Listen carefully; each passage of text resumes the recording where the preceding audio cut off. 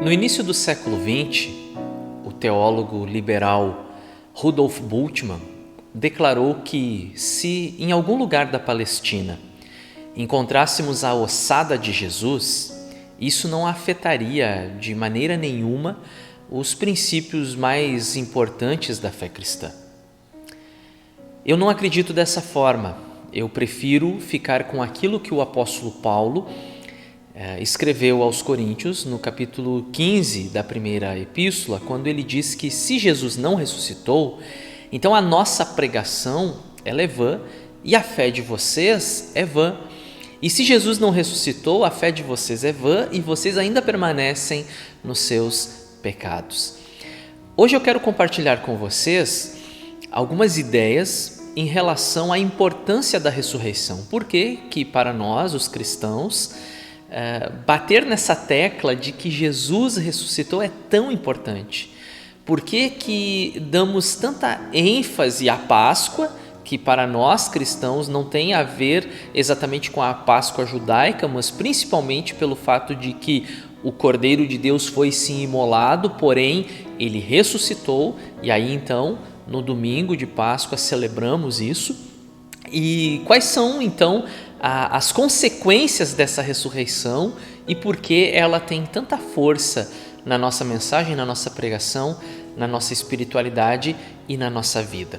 Nós vamos dar sequência à leitura do texto de Lucas, do registro daquilo que Lucas então apresenta como os últimos momentos da vida de Jesus, o seu sacrifício e agora então na data de hoje a sua ressurreição. Nós vamos fazer a leitura do texto no capítulo de número 23, exatamente onde nós paramos na última mensagem, na mensagem de sexta-feira. Capítulo 23, então, a partir do versículo 50, e nós vamos entrar no capítulo de número 24, e aí já estamos chegando no último capítulo do Evangelho de Lucas, do versículo 1 até o 13. É uma leitura um pouco extensa, mas como eu sempre digo, vale a pena cada versículo, cada frase. E se nós tivermos que gastar o nosso tempo aqui lendo trechos da Bíblia, então nós vamos fazer isso, porque realmente é de muita importância para nós. Nos diz assim o texto, a partir do versículo 50 do capítulo 23. E aí eu vou lendo já na sequência e emendando com o capítulo 24. Havia um homem chamado José, membro do conselho, homem bom e justo, que não tinha consentido na decisão e no procedimento dos outros. Ele era da cidade de Arimateia, na Judeia, e esperava o reino de Deus. Dirigindo-se a Pilatos, pediu o corpo de Jesus. Então desceu, envolveu-o num lençol de linho e o colocou num sepulcro cavado na rocha, no qual ninguém ainda fora colocado. Era o dia da preparação e estava para começar o sábado. As mulheres que haviam acompanhado Jesus desde a Galileia seguiram José e viram o sepulcro e como o corpo de Jesus fora colocado, nele. Então foram para casa e prepararam perfumes e especiarias aromáticas e descansaram no sábado em obediência ao mandamento.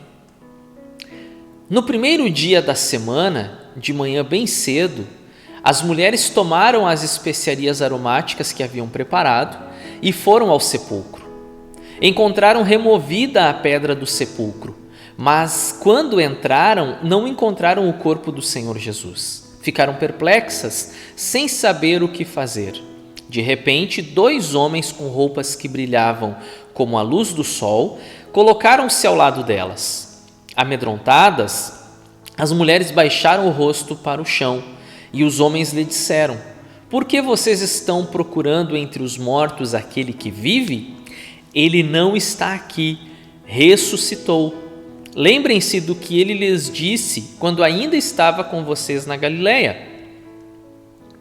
É necessário que o Filho do Homem seja entregue nas mãos de homens pecadores, seja crucificado e ressuscite no 3º dia. Então se lembraram das suas palavras. Quando voltaram do sepulcro, elas contaram todas estas coisas aos 11 e a todos os outros. As que contaram estas coisas aos apóstolos foram Maria Madalena, Joana e Maria, mãe de Tiago, e as outras que estavam com elas. Mas eles não acreditaram nas mulheres. As palavras delas lhes pareciam loucura.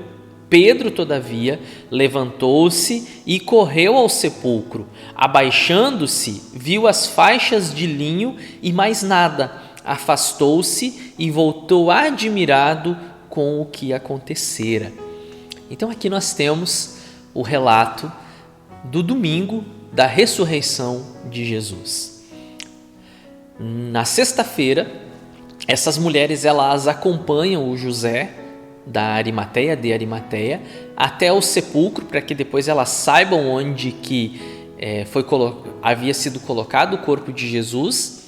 Elas voltam para casa, isso já na sexta-feira, final da tarde, preparam as especiarias para perfumarem o corpo, uma tradição judaica, e aí descansam no sábado em obediência à lei mosaica, e então, na madrugada de domingo, elas se dirigem ao sepulcro. Chegando lá, encontram a pedra removida e, ao entrarem, não avistarem o corpo, elas então são visitadas, né? Elas avistam esses dois seres angelicais que lhes dão a notícia. Não, por que vocês estão procurando entre os mortos aquele que vive? Ele não está aqui, ele ressuscitou. É interessante nós compararmos as versões, fazermos a leitura paralela, tanto Mateus, Marcos, a de Lucas que nós lemos, e também a de João, que embora não seja um evangelho sinótico, traz o relato da ressurreição de Jesus, devido ao grau de importância do fato, do evento, do acontecimento. E aí quando nós pegamos e somamos todos os quatro, nós então pintamos esse cenário, esse quadro que é a ressurreição de Jesus. Por exemplo, apenas um exemplo, quando nós lemos o Evangelho de João, nós percebemos que Pedro não foi sozinho ao sepulcro, havia mais alguém que estava então com Pedro, e conforme a gente faz a interpretação, aquele a quem Jesus amava, o discípulo amado, foi com Pedro, ou seja, João estava falando a respeito dele mesmo.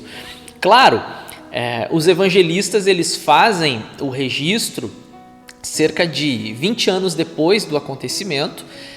O próprio Lucas não foi uma testemunha ocular, ele precisou fazer uma pesquisa, uma entrevista com outras pessoas, e por isso que é importante então nós somarmos o relato dos quatro para termos a história da ressurreição de Jesus.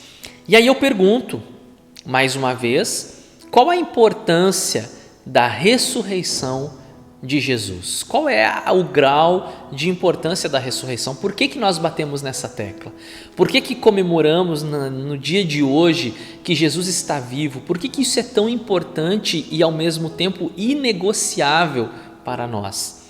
Então nós vamos trabalhar aqui com alguns textos e tentar trazer um esclarecimento e uma mensagem de fé e de fortalecimento aos nossos corações.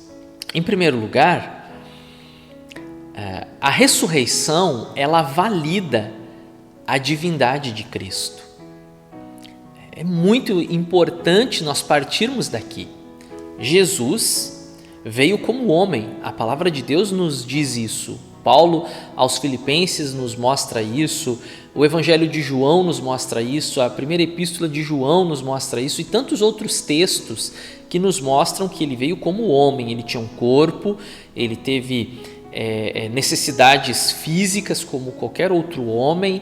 A humanidade de Cristo muito bem apresentada, especialmente no Evangelho de Lucas, né? O Filho do Homem, como ele é descrito. Agora, nós não negamos, e os concílios da história da igreja discutiram e trabalharam essa questão. Jesus foi ao mesmo tempo homem e Deus, não meio Deus, né? Um semideus como na mitologia grega, 100% homem e 100% Deus, conforme os cristãos defendem e ensinam. Agora, se esse Jesus, que é o Verbo que se fez carne, o Deus que veio em forma humana, tivesse tombado, tivesse perecido na cruz e dali não saísse mais, a sua divindade seria questionada.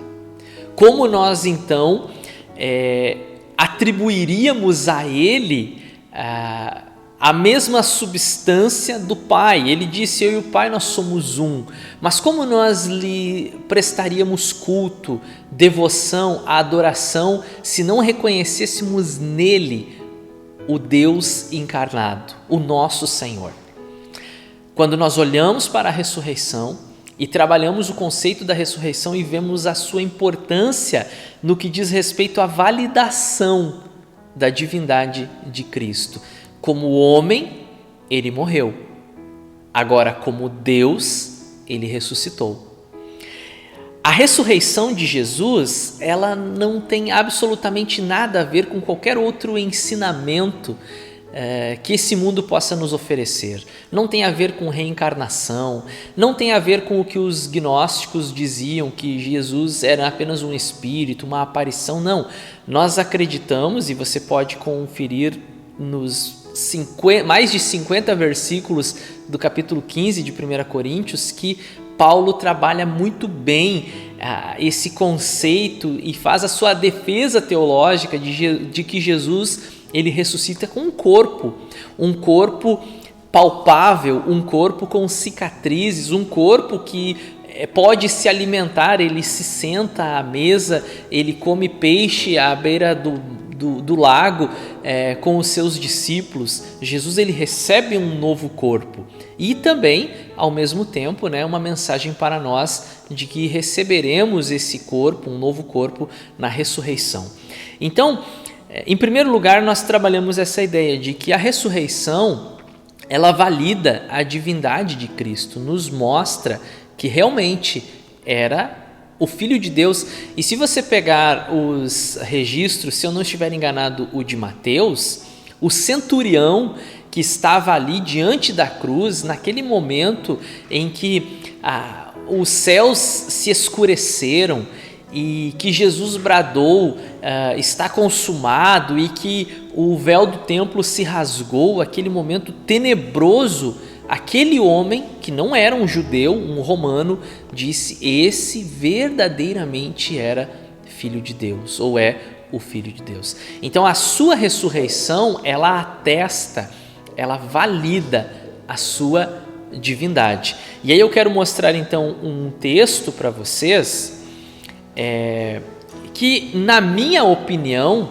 depois de quase 5 anos, fechando 5 anos agora, no mês de abril, de meditação no Evangelho de Lucas, eu percebo que essa ideia de que Lucas trabalha Jesus como o Filho do Homem não é apenas para nos informar a respeito do caráter humano do Filho de Deus, mas também o cumprimento de uma profecia de Daniel, no capítulo de número 7, versículos 13 e 14, que eu vou ler com vocês agora, quando Daniel escreve o seguinte: na minha visão à noite, vi alguém semelhante a um filho do homem, um filho de um homem, vindo com as nuvens dos céus. Ele se aproximou do ancião e foi conduzido à sua presença. A ele foram dados autoridade, glória e reino. Todos os povos, nações e homens de todas as línguas o adoram. Seu domínio é um domínio eterno que não acabará, e seu reino jamais será destruído. O seu domínio é um domínio eterno que não acabará. Para que essa profecia de Daniel se cumprisse na vida de Jesus, era necessário que Jesus não permanecesse na morte, que ele ressurgisse, ressuscitasse, porque o seu domínio é um domínio sempre eterno e que não se acaba. Assim como o salmista declarou, como Davi declarou, disse, não é esse salmo que eu ia citar agora, mas aquele que diz: não permitirá que o teu santo veja corrupção, ou seja, ele morre, mas o seu corpo não tem o tempo necessário para entrar em decomposição. Essa que é a explicação do Salmo, né? Não permitirá que o teu santo veja corrupção. Então, ou seja, ele ressuscita. E todas essas profecias mostrando o caráter divino do Messias se cumprem em Jesus, e a ressurreição, então, de Cristo valida a sua divindade. Em segundo lugar, veja que, e está muito parecido com aquilo que eu já estou falando aqui, comprova a veracidade de suas palavras. Isso para nós é algo grandioso, glorioso, tremendo, porque tudo que Jesus vem anunciando aos seus discípulos vem se cumprindo. Tudo que ele fala que vai acontecer, olha, eu vou ser traído, ele é traído. Eu vou ser julgado, ele é julgado. Eu vou ser entregue nas mãos de homens maus, pecadores, isso acontece. Eu vou ser crucificado, ele é crucificado.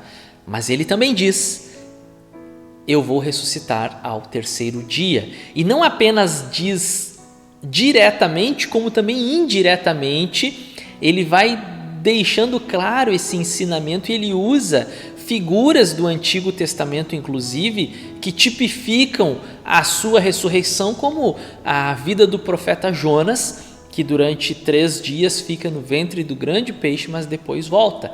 E aí Jesus, inclusive, diz aos seus opositores que esse é o único sinal que eles vão ter, assim como o profeta Jonas fica no ventre do grande peixe, assim o Filho do Homem ficará no ventre da terra, mas ao terceiro dia vai ressuscitar. Jesus também usa parábolas. Aqui nós temos uma símile, mas Jesus também usa parábolas. Por exemplo, ele diz que se o grão de trigo primeiro não morrer, ele não pode brotar, germinar e aí dar os seus frutos, né? Então tudo isso está mostrando a sua morte, mas depois a sua ressurreição.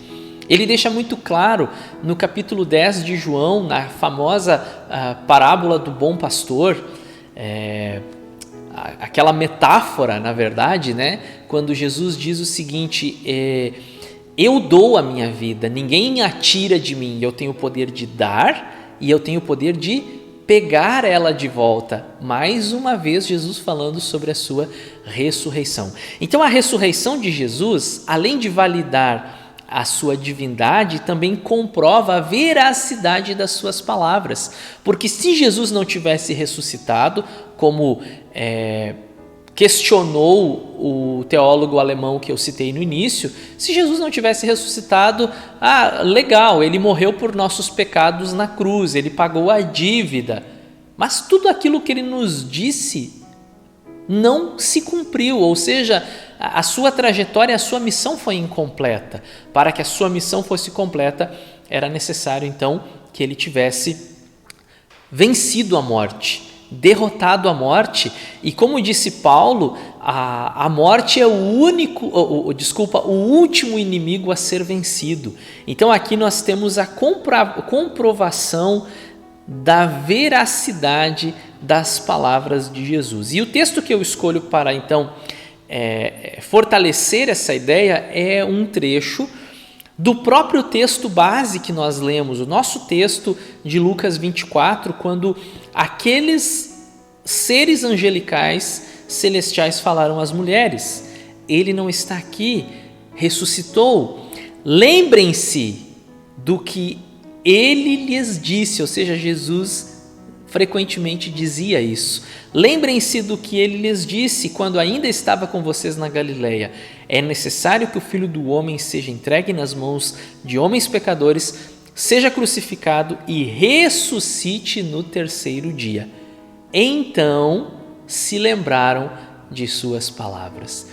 Esse é um momento muito pontual que os evangelhos nos apresentam, não apenas o de Lucas, mas também os demais evangelistas mostram isso, que até então os apóstolos e os demais discípulos, vocês vão ver aqui, por exemplo, nesse capítulo de número 24, que tem 2 discípulos indo para Emaús e Jesus vai ao encontro deles, eles estão desacreditados porque morreu o profeta, o homem bom, e aí quando Jesus lhes expõe as escrituras, desde Moisés e passando pelos profetas, eles começam a se lembrar que era necessário que o Filho do Homem passasse por todas essas coisas.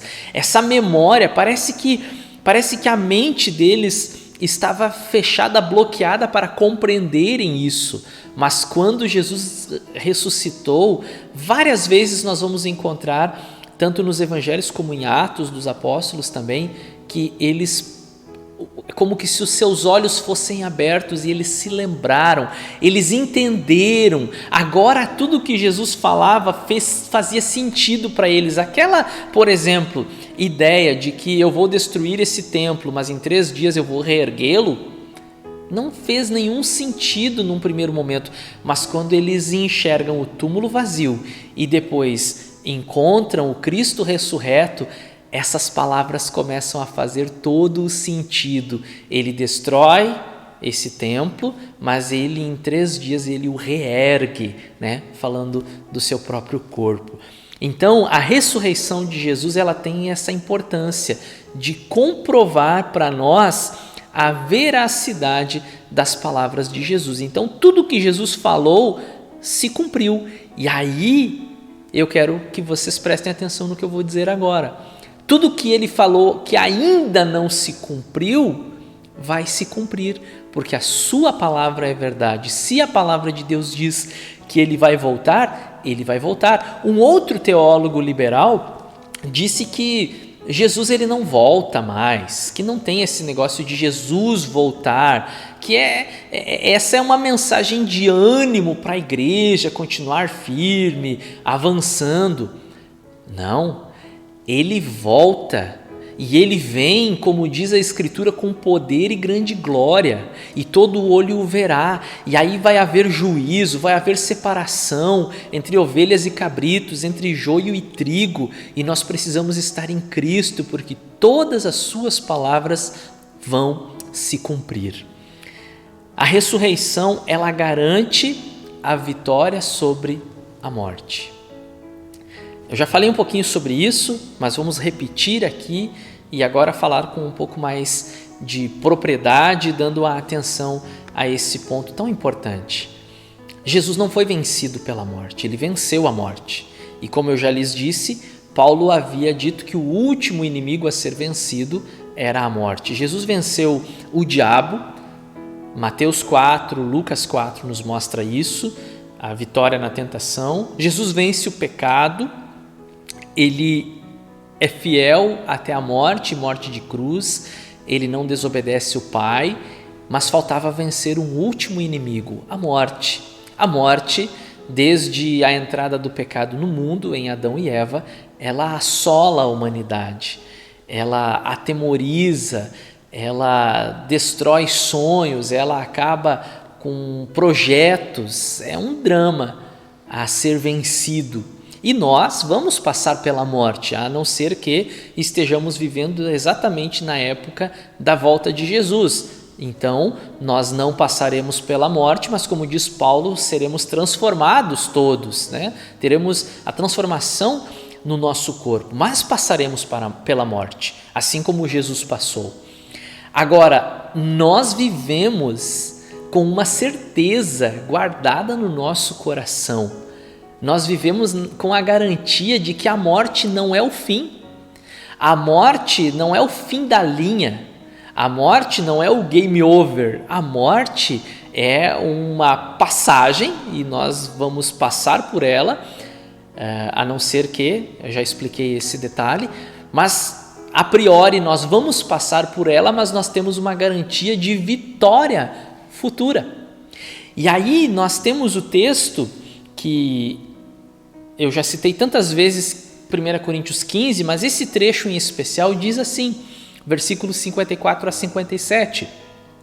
Quando, porém, o que é corruptível, falando do nosso corpo, tá? Quando, porém, o que é corruptível se revestir de incorruptibilidade, ou seja, um corpo glorioso, e o que é mortal de imortalidade, então se cumprirá a palavra que está escrita: a morte foi destruída pela vitória. Onde está, ó morte, a sua vitória? Onde está, ó morte, o teu aguilhão? O aguilhão da morte é o pecado e a força do pecado é a lei.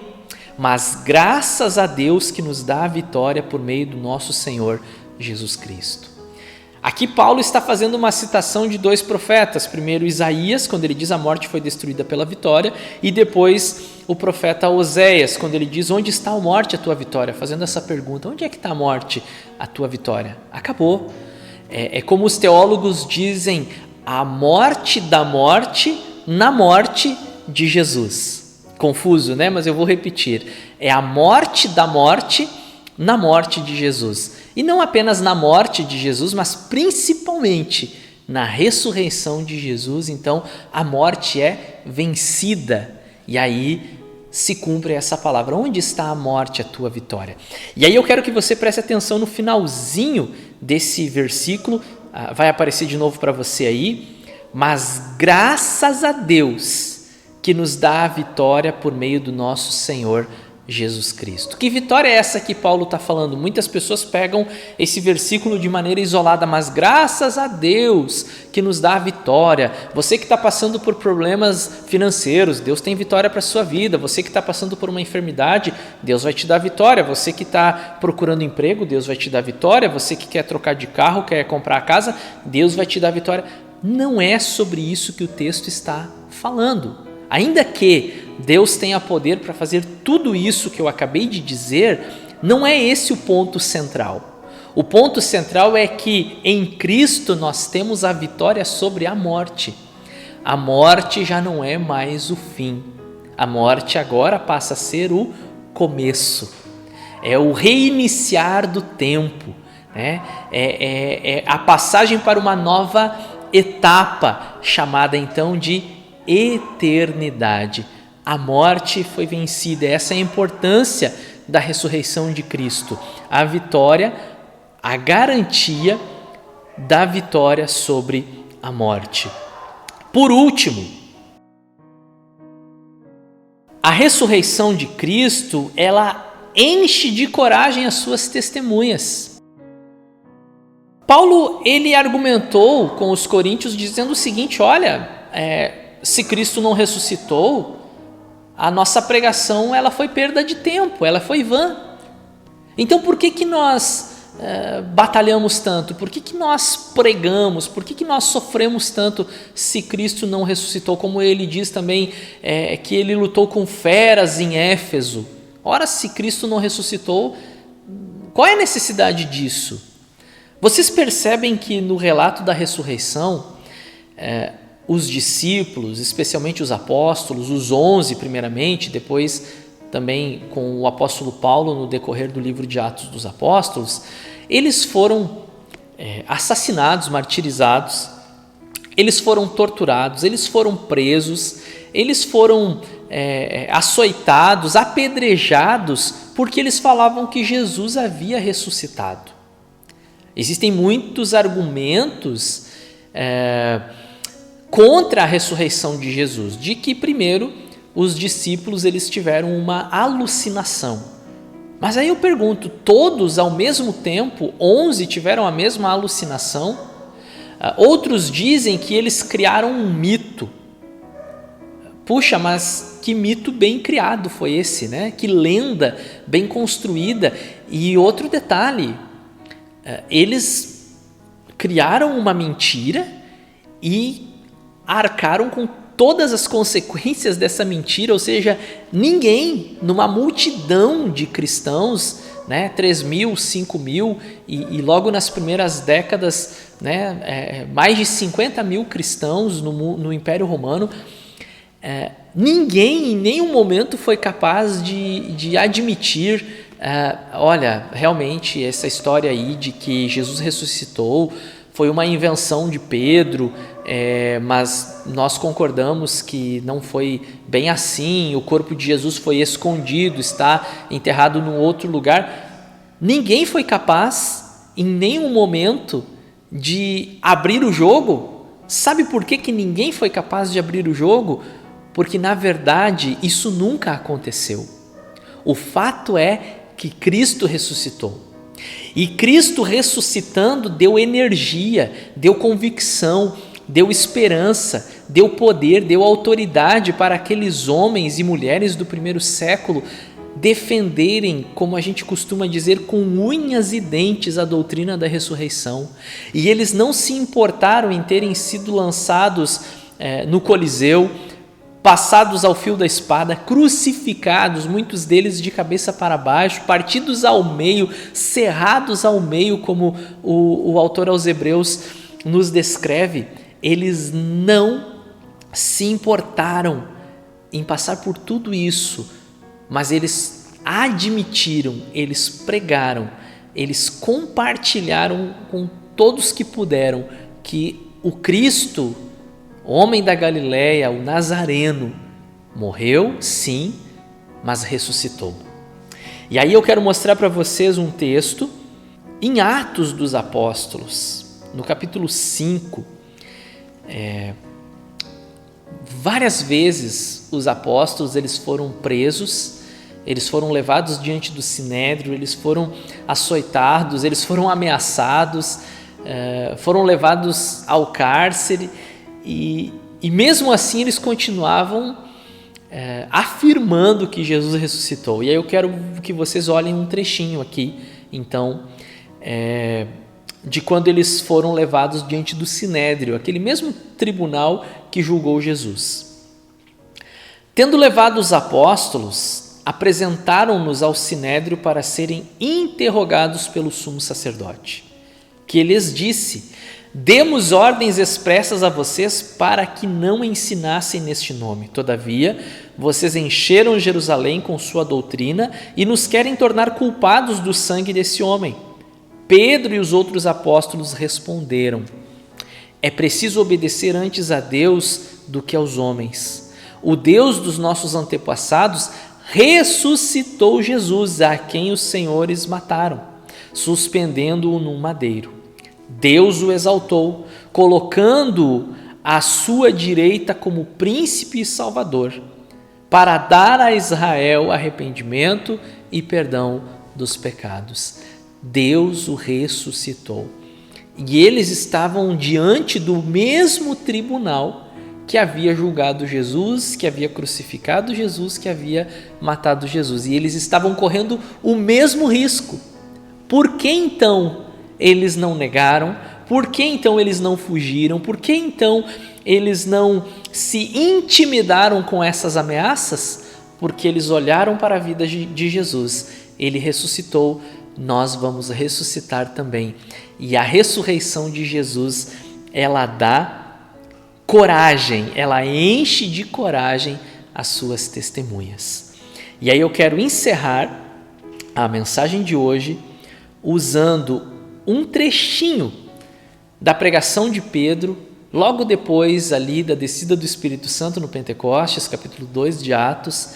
Dentro da pregação de Pedro, ele disse o seguinte: mas Deus o ressuscitou dos mortos, rompendo os laços da morte, porque era impossível que a morte o retivesse ou que o detesse. A morte não pôde detê-lo. A minha palavra nesse dia é que o seu coração seja tomado, preenchido por essa coragem de anunciar o Cristo vivo, ressurreto, de não ter vergonha de falar aos quatro ventos que você, que eu, que servimos a um Deus que venceu a morte e que está à destra, ou seja, à direita do Pai. Uma feliz Páscoa, que Deus abençoe o seu dia e que celebremos a ressurreição do Senhor.